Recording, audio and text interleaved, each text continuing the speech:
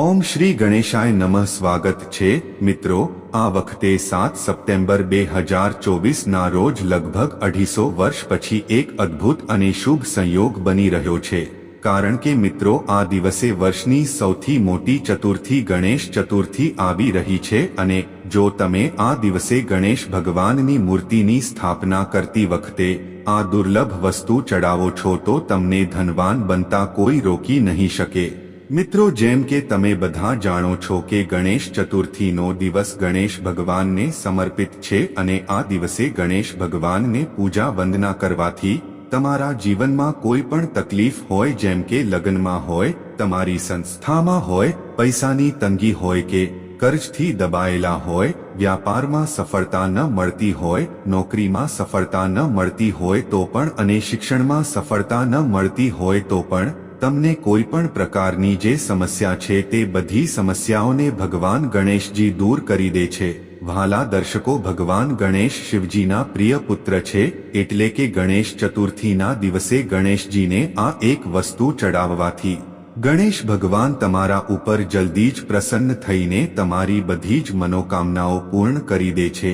તો જાણીએ કે કયો છે તે ઉપાય અને કઈ પૂજા વિધિ છે જેનાથી ગણેશ ભગવાન ખુશ થઈને ગણેશ ચતુર્થી પર તમારી બધી મનોકામનાઓ પૂરી કરી દેશે. અને મિત્રો, જો તમે પણ તમારા જીવનમાં ગણેશજીની કૃપા મેળવવા માંગો છો તો આ વિડીયોને લાઈક કરી અને કમેન્ટ બોક્સમાં ઓમ શ્રી ગણેશાય નમઃ લખવાનું ભૂલશો નહીં. મિત્રો, આપણા હિન્દુ ધર્મમાં ભગવાન ગણેશજીની ઉપાસનાનું વિશેષ મહત્વ છે અને વિઘ્નહર્તા ભગવાન ગણેશને પ્રથમ પૂજનીય દેવતા માનવામાં આવે છે. મિત્રો, માન્યતા છે ભગવાન ગણેશની ઉપાસના કરવાથી સુખ, સમૃદ્ધિ અને બુદ્ધિ પ્રાપ્ત થાય છે. મિત્રો, દર વર્ષે ભાદ્રપદ માસના શુક્લ પક્ષની ચતુર્થી તિથિએ ભગવાન ગણેશજીનો જન્મોત્સવ ધામધૂમથી મનાવવામાં આવે છે અને આ દિવસને ગણેશ ચતુર્થીના નામથી પણ ઓળખવામાં આવે છે. મિત્રો, આ દિવસે લોકો ગણપતિને ઢોલ લગાડા સાથે લાવે છે અને તેમને સ્થાપિત કર્યા પછી વિધિ વિધાથી પૂજા અર્ચના કરે છે અને અનંત ચતુર્થીના દિવસે તેમને વિદાય આપવામાં આવે છે. મિત્રો, ગણેશ ચતુર્થીની તારીખ પંચાંગ અનુસાર ભાદરવા મહિનાની ચતુર્થીની તિથિ આ વર્ષે 6 અને 7 સપ્ટેમ્બરે આવી રહી છે. ચતુર્થીની શરૂઆત 6 સપ્ટેમ્બર બપોરે 3:01 થશે, જે બીજા દિવસે એટલે કે 7 સપ્ટેમ્બર સાંજે 5:37 સુધી રહેશે. હિન્દુ કેલેન્ડર મુજબ ગણપતિ સ્થાપના 7 સપ્ટેમ્બરે કરવામાં આવશે અને 17 સપ્ટેમ્બર સુધી ગણપતિ બાપાની પૂજા અર્ચના થશે અને પછી તેમની વિદાય થશે. મિત્રો, ગણેશ વિસર્જન 17-20 સપ્ટેમ્બર 1924ના રોજ કરવામાં આવશે. તેમજ મિત્રો, આ સમય દરમિયાન ગણેશ ચતુર્થીના દિવસે ખૂબ જ શુભ યોગ રચાઈ રહ્યા છે. મિત્રો, ગણેશ ચતુર્થીના શુભ અવસર પર ચિત્રા નક્ષત્ર, સ્વાતિ નક્ષત્ર યોગ સાથે સર્વાર્થ સિદ્ધિ યોગ પણ રચાઈ રહ્યો છે. મિત્રો, આ દિવસે ચિત્રા નક્ષત્ર બપોરે 12:34 સુધી રહેશે અને આ પછી સ્વાતિ નક્ષત્ર રહેશે અને આ દિવસે બ્રહ્મયોગની સાથે ઇન્દ્રયોગ સર્વાર્થ સિદ્ધિ યોગ પણ રચાશે, જેની શરૂઆત 8 ઓગસ્ટના રોજ બપોરે 12:30 થી સવારે 6:15 સુધી રહેશે. મિત્રો, માનવામાં આવે છે કે ભગવાન ગણેશનો જન્મ મધ્યાહન કાળ દરમિયાન થયો હતો, એટલે બપોરના સમયને ગણેશ ભગવાનની પૂજા માટે વધારે શુભ માનવામાં આવે છે. મિત્રો, મધ્યાહન મુહૂર્તમાં ભક્તો પૂરા વિધિ વિધાથી શ્રી ગણેશની પૂજા કરે છે, જેને ષોડશોપચાર ગણપતિ પૂજા પણ કહેવામાં આવે છે. તો મિત્રો, આવો હવે જાણીએ ભગવાન શ્રી ગણેશજીની મૂર્તિની સ્થાપના વિધિ. તો મિત્રો, નંબર 1, સૌથી પહેલા ચોકી પર ગંગાજળ છાંટીને તેને શુદ્ધ કરી લો. નંબર 2, પછી ચોકી પર લાલ રંગનું કપડું પાથરો અને તેના પર અક્ષત એટલે કે અખંડ ચોખા મૂકો. નંબર 3, ભગવાન શ્રી ગણેશની મૂર્તિને ચોકી પર સ્થાપિત કરો. નંબર 4, હવે ભગવાન ગણેશને સ્નાન કરાવો અને ગંગાજળ છાંટો. પછી મૂર્તિની બંને બાજુ રીધી સીધીના રૂપમાં એક સોપારી મૂકો. નંબર 5, ભગવાન ગણેશની મૂર્તિની જમણી બાજુ જળથી ભરેલો કળશ મૂકો અને પછી હાથમાં અક્ષત અને ફૂલ લઈને ગણપતિ બાપાનું ધ્યાન કરો અને આ પછી ગણેશજીના મંત્રનો જાપ કરો. મિત્રો, આ દિવસે શુભ યોગમાં વિધિ વિધાન સાથે ભગવાન ગણેશજીની પૂજા અર્ચના અને વ્રત કરવાથી ઐશ્વર્ય, બુદ્ધિ અને સુખ શાંતિ પ્રાપ્ત થાય છે. આ સાથે ચતુર્થી પર ભગવાન ગણેશજીની 21 દુર્વા એટલે કે દોરો ચઢાવવાની પરંપરા છે. એટલે જ ગણેશ ચતુર્થીને દુર્વા નામથી પણ ઓળખવામાં આવે છે. જો તમે રોજ ભગવાન ગણેશને દુર્વા અર્પણ નથી કરી શકતા તો એ દોરવા અવશ્ય અર્પણ કરવી જોઈએ. માન્યતા છે કે ગણેશ ચતુર્થી પર કરેલી પૂજા પાઠ અને દાનનું ફળ 10 ગણું વધારે મળે છે અને ભગવાન ગણેશ બધા વિઘ્નોને દૂર કરી દે છે. મિત્રો, હિન્દુ ધર્મમાં ભગવાન ગણેશજીને પ્રથમ પૂજ્ય દેવતા માનવામાં આવ્યા છે અને કોઈ પણ ધાર્મિક કાર્ય, પૂજા કે અનુષ્ઠાનમાં આપણે સૌપ્રથમ ભગવાન ગણેશજીની પૂજા કરીએ છીએ. જો આપણે કોઈ પણ અનુષ્ઠાન કરી રહ્યા હોઈએ કે કોઈ પણ માંગલિક કાર્ય કરી રહ્યા હોઈએ અને તે માંગલિક કાર્યોમાં કોઈ પણ પ્રકારની અડચણ ન આવે તે માટે સમસ્ત પ્રકારની અડચણોને ભગવાન ગણેશજી દૂર કરી દે છે. ભગવાન ગણેશજી સમસ્ત પ્રકારના સંકટોથી મુક્તિ અપાવે છે, કારણ કે ભગવાન ગણેશજી સંકટમોચન કહેવામાં આવે છે. કોઈ પણ આપના મનમાં ઈચ્છા હોય, કોઈ પણ આપની કામના હોય તો જો આપ ભગવાન ગણેશજીની પૂજા કરો છો, તેમને પ્રાર્થના કરો છો તો તેઓ આપણી મનોકામના બહુ જલ્દી પૂર્ણ કરી દે છે. પછી ભલે આપણા લગ્નમાં કોઈ અડચણ આવતી હોય કે આપણી સંતાન પ્રાપ્તિમાં કોઈ અડચણ હોય, આપણને ધનનો અભાવ હોય અને કર્જમાં ડૂબેલા હોય, વ્યાપારમાં સફળતા ન મળતી હોય કે પછી નોકરીમાં સફળતા ન મળી રહી હોય, શિક્ષામાં આપણને સફળતા ન મળી હોય, કોઈ પણ પ્રકારની આપણી જે પરેશાની છે તે બધી પરેશાનીઓને ભગવાન ગણેશ દૂર કરી દે છે. જો આપ ગણેશ ચતુર્થીના દિવસે ગણેશજીના મંત્રનો જાપ 108 વખત કરો છો, એટલે કે ઓછામાં ઓછી 1 માળા જપ કરી લો છો, તો તેનાથી આપના જીવનમાં આવનારી કોઈ પણ પરેશાની હોય, કોઈ પણ બાધા હોય જે આપણા કાર્યોમાં આવી રહી છે, આપણા જીવનમાં કોઈ પણ પ્રકારનું કોઈ સંકટ છે, જે પણ કોઈ મુસીબત છે, તે બધા પ્રકારની વિવિધ અડચણોથી ભગવાન ગણેશજી આપણું રક્ષણ કરે છે. કોઈ પણ પ્રકારની આપણી મનોકામના છે, કોઈ પણ આપના મનમાં ઈચ્છા છે અને જો આપ ગણેશ ચતુર્થીના દિવસે ભગવાન ગણેશજીની પૂજા આરાધના કરો છો, ગણેશજીના મંત્રનો 1 માળા જાપ કરી લો, ત્યારબાદ આપની મનની ઈચ્છા ભગવાનને કહો તો ભગવાન ગણેશની કૃપાથી આપણા મનની ઈચ્છા પૂર્ણ થઈ જાય છે. જ્યારે આપણે રોજ પૂજા કરીએ છીએ આપણા ઘરમાં, ક્યારે પણ આપે આ વાતનું ધ્યાન રાખવું જોઈએ. સૌથી પહેલા ગણેશજીની પૂજા કરવી જોઈએ, જેમ કે સ્નાન કર્યા પછી સૂર્યદેવને જળ અર્પણ કરો. ત્યારબાદ જ્યારે તમે મુખ્ય પૂજા કરવા માટે આપના ઘરના મંદિરમાં જાઓ છો ત્યારે સૌપ્રથમ ભગવાન ગણેશજીની પૂજા કરો, તેમના મંત્રનો જાપ કરો, તેમની આરાધના કરો અને ત્યારબાદ બાકીના બધા દેવતાઓને પૂજા કરો.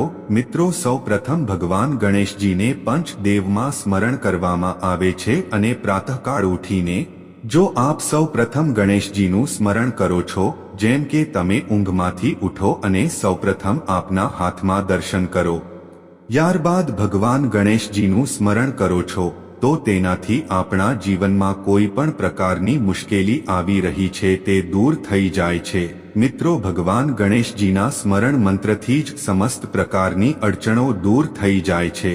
તેથી મિત્રો, આજના વિડીયોમાં આપણે વાત કરીશું ગણેશ ચતુર્થીના દિવસે પૂજા અર્ચના કેવી રીતે કરવી તે વિશે.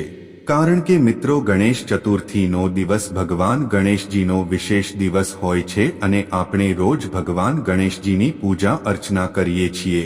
પરંતુ ગણેશ ચતુર્થીના દિવસે આપ વિશેષ રૂપે ભગવાન ગણેશજીની પૂજા આરાધના કરો, કારણ કે આ દિવસ ભગવાન ગણેશજીને સમર્પિત છે. જો આપણે ગણેશ ચતુર્થીના દિવસે ભગવાન ગણેશજીની વિધિ પૂજા કરીએ છીએ તો સમસ્ત પ્રકારની જે આપણી મનોકામનાઓ છે તે ભગવાન ગણેશજીની કૃપાથી પૂર્ણ થઈ જાય છે. તો મિત્રો, આજે આપણે વાત કરવાના છીએ કે કેવી રીતે ગણેશ ચતુર્થીના દિવસે ગણેશજીની આરાધના કરવી જેથી આપણા મનની કોઈ પણ ઈચ્છા હોય તે તુરંત જ ભગવાન ગણેશની કૃપાથી પૂર્ણ થઈ જાય. મિત્રો, ગણેશ ચતુર્થીના અવસરે જો તમે આ વિશેષ રૂપે પૂજા કરો છો તો જેમ આપણે આજના વિડીયોમાં બતાવવાના છીએ તેમ આ પૂજાથી આપની દરેક મનની ઈચ્છા હશે તે ભગવાન ગણેશજી પૂર્ણ કરી દેશે, કારણ કે ભગવાન ગણેશજી આપણા જીવનમાં આપણા કાર્યોમાં સફળતા માટે આપણને રસ્તો બતાવે છે. જો તમે કોઈ પણ પ્રકારના સંકટમાંથી પસાર થઈ રહ્યા છો તો આ રીતે તમારે ગણેશ ચતુર્થીના દિવસે ભગવાન ગણેશની પૂજા વિધિ વિધાનથી કરવી જોઈએ અને આ ઉપાયો કરવા જોઈએ. તો મિત્રો, તેના માટે શું કરવું જોઈએ તો તે માટે વિડીયોને અંત સુધી જરૂરથી જુઓ. જેમ કે તમારી કોઈ પણ પ્રકારની મનોકામના હોય, તમે સવારે વહેલા ઉઠો અને તમારા મનમાં ભગવાન ગણેશનું સ્મરણ કરો અને તમારા મનની જે ઈચ્છા છે તે ભગવાન ગણેશજીને પ્રાર્થના કરતા કહો કે તમે જે પ્રકારની પરેશાનીથી પરેશાન છો, જેમ કે મિત્રો માનો કે તમને ધનની કામના છે, તમે કરજામાં ડૂબેલા છો અને તમને ધન પ્રાપ્તિની કામના છે, અથવા તમારે કોઈ પણ કામના હોઈ શકે છે. મિત્રો, તમે કોઈ પણ કામના માટે ભગવાન ગણેશજીની આરાધના કરો અને જ્યારે તમે સૂઈને ઉઠો છો તે સમયે સૌપ્રથમ ભગવાન ગણેશજીનું સ્મરણ કરતા તમારી કામના ભગવાન ગણેશજીને કહો અને તેમની પાસે પ્રાર્થના કરો કે ભગવાન, આજથી હું તમારી વિશેષ પૂજા શરૂ કરવા જઈ રહ્યો છું, તો મારી જે પરેશાનીઓ છે તેને દૂર કરો. ત્યારબાદ તમે સ્નાન વગેરે કરી લો અને સ્નાન કર્યા પછી તમારે સાફ સ્વચ્છ વસ્ત્રો પહેરવાના છે અને ભગવાન ગણેશજીની પૂજા કરવાની છે. ભગવાન ગણેશની પૂજા માટે તમે ઈચ્છો છો, જો તમારી પાસે આસપાસ કોઈ પણ ગણપતિ બાપાનું મંદિર છે તો ત્યાં જઈને ભગવાન ગણેશની વિધિ પૂજા કરી શકો છો. નહીંતર તમે તમારા ઘરમાં ભગવાન ગણેશજીની છે મૂર્તિ અથવા તો તમારા ઘરમાં કોઈ વિગ્રહ સ્થાપિત છે કે તમે, કારણ કે વિગ્રહની પૂજાનું વિશેષ મહત્વ હોય છે. મિત્રો, ભગવાન ગણેશનો વિગ્રહ છે તો તે વધુ મહત્વપૂર્ણ હોય છે. તમે તેનો અભિષેક કરીને વિધિ વિધાનથી પૂજન કરો છો, પરંતુ જો વિગ્રહ એટલે કે કોઈ ભગવાન ગણેશજીનો ફોટો પણ હોય તો તેને પણ તમે તમારા ઘરના મંદિરમાં સ્થાપિત કરી શકો છો અને વિધિ વિધાન એ તેની પૂજા કરી શકો છો. પૂજા કેવી રીતે કરવી છે તો જો વિગ્રહ હશે તો તમે ગંગાજળથી અભિષેક કરી શકો છો કે જળથી અભિષેક કરી શકો છો, અથવા તમે કાચા દૂધથી કે પંચામૃતથી અભિષેક કરી શકો છો, જેવી પણ તમારી ઉપલબ્ધતા છે. જો પંચામૃત છે એટલે કે દૂધ, દહીં, મધ, તો આ બધી વસ્તુઓ મેળવીને ભગવાન ગણેશનો અભિષેક કરો. ત્યારબાદ તમારે ગંગાજળથી પણ અભિષેક કરવાનો છે અને ભગવાન ગણેશજીને પીળા વસ્ત્ર અર્પણ કરો. મિત્રો, પીળા વસ્ત્ર ધારણ કરાવો અને ભગવાન ગણેશને અત્તર અર્પણ કરો. અત્તર અર્પણ કરવું ખૂબ જ શ્રેષ્ઠ હોય છે.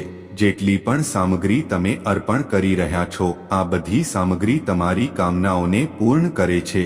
એટલા માટે વ્યવસ્થા રાખો કે ભગવાન ગણેશની પૂજા કરી રહ્યા છો કે કોઈ પણ દેવી દેવતાની પૂજા કરી રહ્યા છો તો સામગ્રીઓ તેમની ઉપલબ્ધ કરાવો.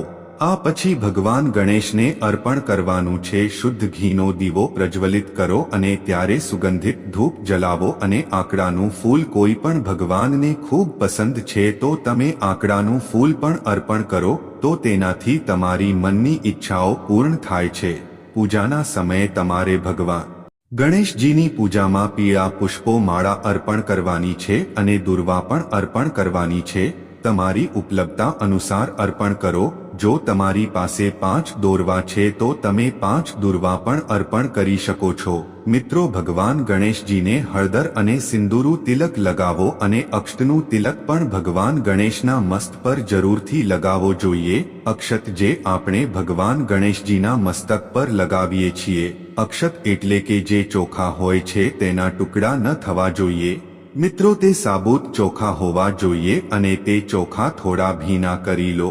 પછી તે ભગવાન ગણેશના મસ્તક પર લગાવો.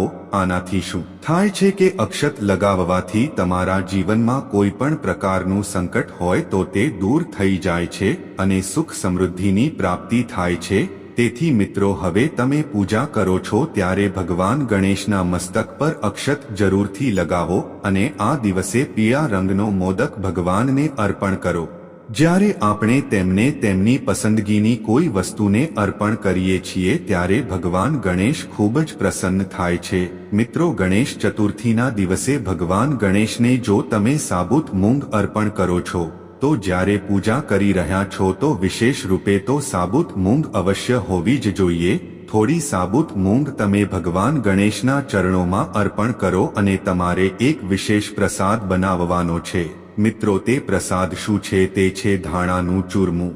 ધાણા સમૃદ્ધિનું કારક હોય છે અને ધાણાનો અર્થ એક રીતે ધન જ થાય છે. જેમ કે આપણે ધનતેરસ પર ધરોની પૂજા કરીએ છીએ. મિત્રો, ધાણાની ખરીદી કરીએ છીએ તો થોડું ધાણા તમારે લેવાનું છે અને તેને થોડું શેકી લો અને ઘી અને ખાંડ મેળવીને તેનો ચૂરમો બનાવો અને તે ભોગ સ્વરૂપે ભગવાન ગણેશને અર્પણ કરો. મિત્રો, આ ચૂરમાનો ભોગ ભગવાન ગણેશને ખૂબ જ પ્રિય છે અને આ ભોગ અર્પણ કરવાથી ગણેશજી ખૂબ જ પ્રસન્ન થાય છે.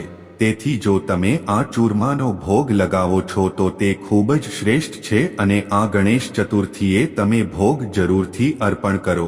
આ સિવાય મિત્રો, તમે ફળોનો ભોગ ભગવાન ગણેશને અર્પણ કરો અને વિધિ વિધાન સાથે ભગવાન ગણેશજીની પૂજા કરો. મિત્રો, જ્યારે તમે ભગવાન ગણેશજીની પૂજા કરો છો તે સમયે તમારે એક મંત્રનો જાપ કરવાનો છે અને આ એક વિશેષ મંત્ર છે જેના જાપથી તમને ધનની પ્રાપ્તિ થાય છે અને તમારા મનની કોઈ પણ ઈચ્છા હોય તે ભગવાન ગણેશજીની આ પ્રકારે આરાધના કરવાથી તમારી તે મનોકામનાઓ અવશ્ય પૂર્ણ થાય છે. મિત્રો, તે મંત્ર ઓમ નમો ભગવતે ગજાનંદ, ઓમ નમો ભગવતે ગજાનંદ છે અને તમે આ મંત્રનો જાપ ઓછામાં ઓછું 108 વખત તો કરો જ કરો. મિત્રો, જો તમારી પાસે સમય હોય તો 11 માળાનો જાપ કરો અથવા જો તમે ખૂબ જ વધારે પરેશાનીમાં છો તો તમે ગણેશ ચતુર્થીના દિવસે 11 માળા અવશ્ય જાપ કરો.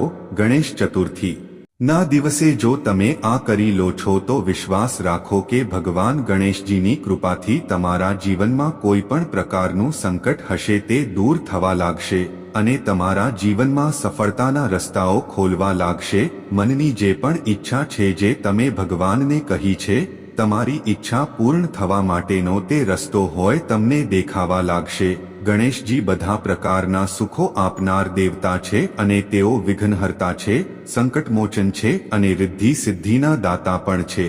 મિત્રો, એકમાત્ર ભગવાન ગણેશની આરાધનાથી જ આપણને સમસ્ત પ્રકારની સિદ્ધિઓની પ્રાપ્તિ થઈ જાય છે અને સમસ્ત પ્રકારની મનોકામના પૂર્ણ થઈ જાય છે. મિત્રો, ભગવાન ગણેશજીને પ્રસન્ન કરવા માટે તમે ગણેશ અથર્વશીર્ષનો પાઠ કરી શકો છો અને તમે ચાહો તો ભગવાન ગણેશના મંત્રનો જાપ કરી શકો છો. સંકટનાશન ગણેશ સ્ત્રોતનો પાઠ કરી શકો છો અથવા જો તમને સંતાન પ્રાપ્તિની કામના છે તો તમારે સંતાન પ્રાપ્તિનો જે મંત્ર હોય છે કે જે સ્ત્રોત હોય છે, મિત્રો, આ માટે તમે સંતાન ગણપતિ સ્ત્રોત તે પણ વાંચી શકો છો. તેમજ તેનાથી સંતાનની પ્રાપ્તિ થાય છે અને ઉત્તમ સંતાનની પ્રાપ્તિ થાય છે. તેમજ તમે વિશેષ કોઈ પણ કામના માટે અલગથી જ મંત્ર જાપ કરી શકો છો.